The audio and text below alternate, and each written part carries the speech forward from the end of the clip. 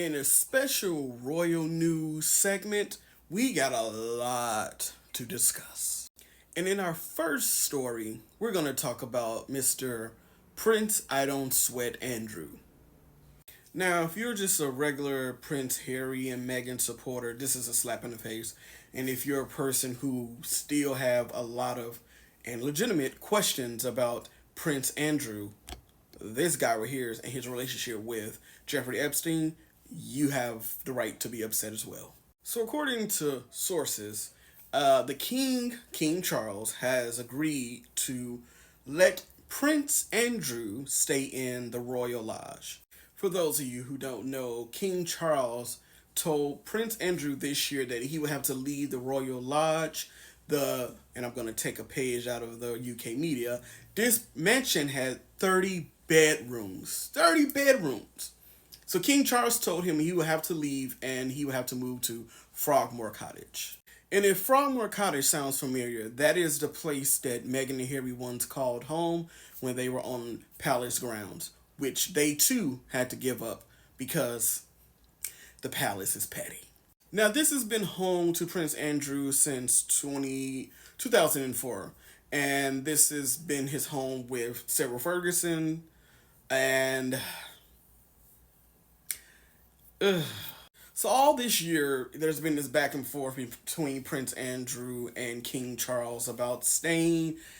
And, if you know anything about the royals, you know that Prince Andrew is, he's a man baby.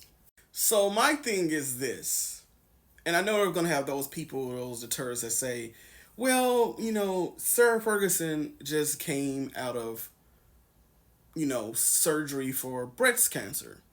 And she did, and I give her my sympathy, and I don't have an issue with Sarah Ferguson. They deserve to stay at that, well, I'm not going to say deserve, but why would you make Prince Harry and Meghan give up their home anytime they're in London, when they have Nazis and neo-Nazis and racists, white supremacists threatening them every other second, Matt police officers making racist comments about them, paparazzis, the toxic UK media hunting them, like their lives is at risk too. Like they're I just don't get it. So it seems to me this is another one of those moments where the palace, the UK media, pick and choose what they're outraged about and who they're outraged about, while at the same time turning a blind eye to what really should be the focus. And Andrew is definitely a focus. I feel like needs to be more looked into. And yet, we still have got no answers. So this is my theory. I feel like Prince Andrew is a man baby. And I feel like he knows all of the dirt. And I just feel like he threatened the king or threatened someone if he didn't keep his house. Just saying. Next case! In our next story, police are investigating Dan Wooten over the allegations of a 10-year-old catfishing campaign following the Byline Times special investigation. It says detectives from the complex investigation team of the Forces Central Specialist Crime Division are looking into serious allegations relating to the obtaining of sexual images by deception and blackmail. You think? It says officers accessed all the information available to establish whether any criminal offense has taken place. We can confirm that investigation has now commenced into these allegations. Ooh. Mind you, Byline had turned over all their evidence and investigation stuff that they had over the past 3 years to the Met Police. And what this tells me is that whatever information that the Byline news gave to the Met Police is highly credible. Mind you, there was, I believe, 3 other publications, The Guardian and 2 other publications that had reported this, and now those articles are all gone. That's going to be a whole nother video, but the fact that this man has some sort of influence and power tells me that is not really him. Those, whatever little dirt he has on people, he got people scared. The fact that this one man, Dan Wooten, who the hell is Dan Wooten?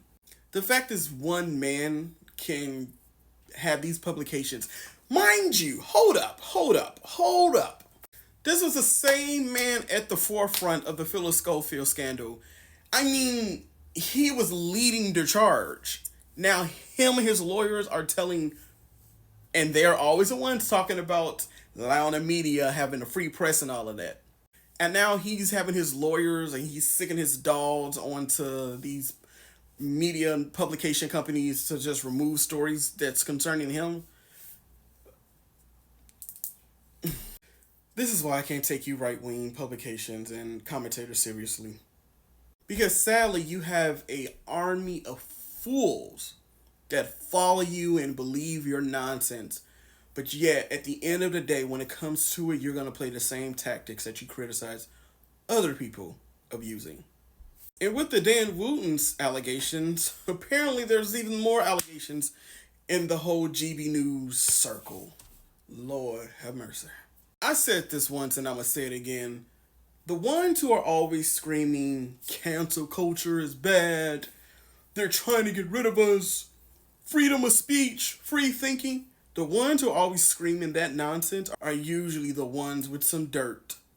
And they usually just doing this because they're afraid that that dirt, someone might see it. So it's usually an excuse for, or a cover up for when that dirt is revealed. They can just say, look, they're trying to cancel me, they're trying to get rid of me because I'm fighting against the establishment and the man. No, you're not. How are you making 6 and 7 figures a year and you're calling someone else the elite? What?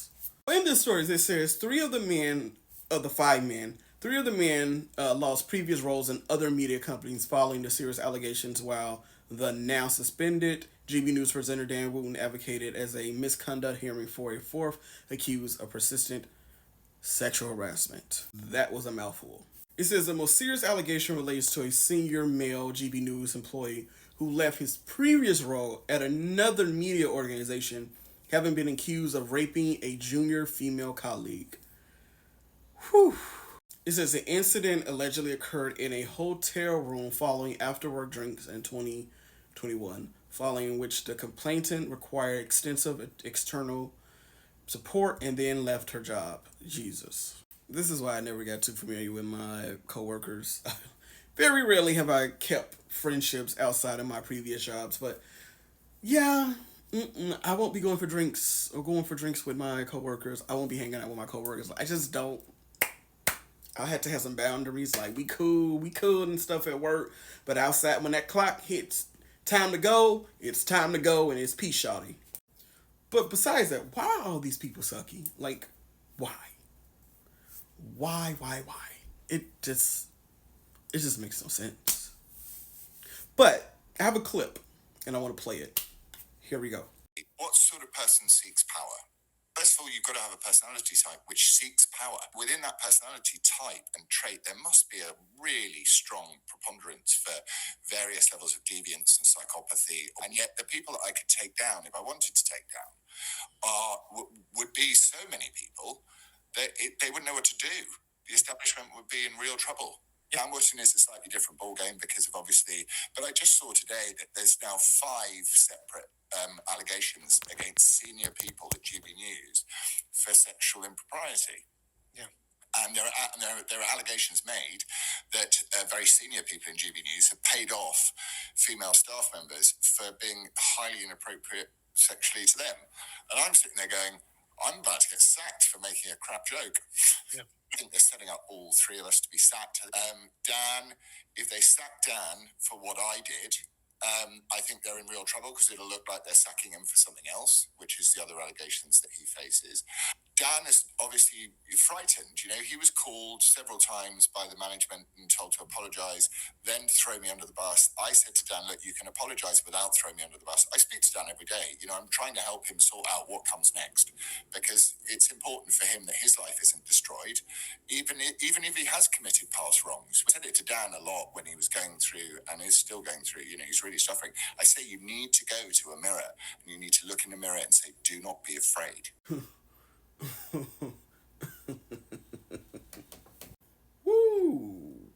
Well, he said a whole lot. For those of you who don't know, that's Lawrence Fox. Not important. But anyway, he got sacked from GB News for making a comment about a commentator in the UK. Pretty much, it was horrible. And he was doing that segment with Dan Wooten at the time. And both of them got sacked because Dan Wooten didn't stop him from saying these comments. And also, he was laughing. So the clip you just saw was just him talking about. Let's just call it what it was. It was a threat. It was a threat. And I am here for every last minute of it.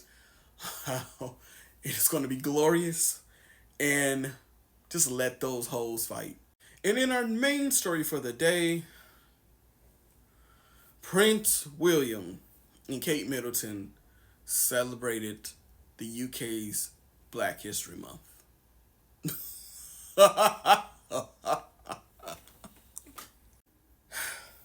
So they both attended a Black History Month event, and apparently this is the first time that any senior royals attended a Black History Month event. Let's see some of the clips or the photos. Look. Oh wow, they're smiling extra big. It's they're really putting on. Look at her. She's really happy to see those black kids. Yep. I can't take it, dude. I can't. I can't. Oh, is it me? Is it like their smiles is just like extra big? Like, it's like, okay. Now, you know what? So this article came out saying how Prince William's stand on racism is a little too late, and I agree. Royal commentator Afir Hagen said, "It just seems to me, why now?" Agree. And it's a bit too late, Higgins said, because does it ring true for me? I'm not sure. Is it good that they're marking something? Yes. Yes, it is. I mean, the theme for Black History Month is celebrating our sisters. Listen, if you wasn't able to come out during the whole week of your brother's girlfriend at the time, get introduced to the world, where UK journalists were making racist articles about her for 5 days straight, if you couldn't come out then, and then you even criticize your brother for making a letter pretty much calling out these journalists, you criticize them for that. If you couldn't come out then, why are you supporting us now? If you couldn't come out when neo-Nazis were targeting your blood nephew, your first blood nephew, why are you coming out now? If you couldn't even for the smallest thing, no, it wasn't small, but if you couldn't even come out for a tweet that UK press journalists were making about Archie and comparing him to a monkey, if you couldn't come out then, why are you out now? And then I saw this tweet from Cameron Walker, who's another royal commentator. The Prince and Princess of Wales could plan to extend their charity work to the United States. It is understood after the name of their foundation was registered with the country's Patent and Trademark Office. What it is that these two are competing. Nothing that they do is ever seems genuine to me, like ever. It just seems like they're competing with Harry and Meghan. That's it. Because you're supposed to be the future king and queen, and you're representing the entire country of Britain or the UK.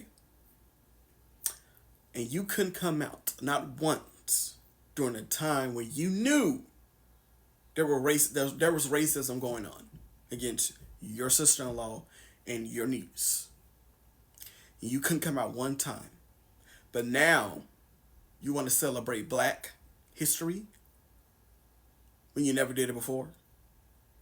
And you mean to tell me that you're just doing this for what? To prove that the family isn't racist?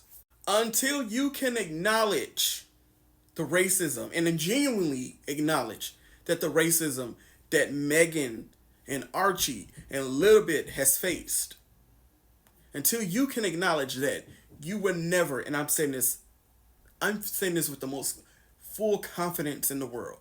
You will never get the full support of Black Britain or any person of color in Britain until you can acknowledge and just admit your wrongs or what you could have did better. You will never get their support.